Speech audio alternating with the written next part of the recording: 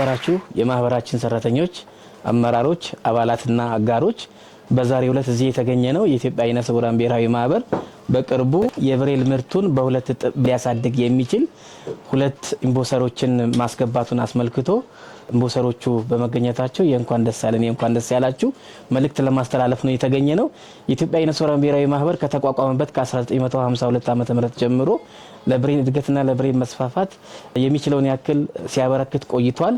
በየጊዜው የሚፈጠሩ ወይም ደግሞ ዘመን አፈራሽ ቴክኖሎጂዎችን እየተጠቀመ ብሬልን ከኢትዮጵያ አልፎ ለምስራቅ አፍሪካ ሀገራትም ሲያዳርስ እንደነበረ ይታወቃል። በዚህ መሰረት ከታይፕራይተር አንስቶ እስከ ቴርሞፎርም ድረስ የነበረውን የቴክኖሎጂ ሂደት ሁላችንም የምናስታውሰው ነው።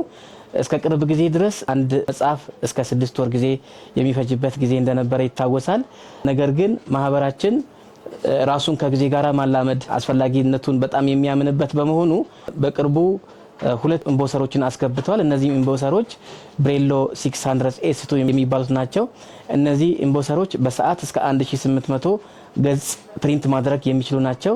ስለሆነም በዚህ ሰዓት እስከ 3200 ገጾችን ፕሪንት ወይም ደግሞ ማተም የሚቻልበት ደረጃ ላይ ደርሰናል ማለት ነው። ከዚህ በፊት እነዚህ ኢምቦሰሮች ከመግባታቸው በፊት በተመሳሳይ ሁኔታ ሁለት ኢምቦሰሮች ነበሩን። እንዲሁም ብሬሎ 300 የምትባልም ነበረች።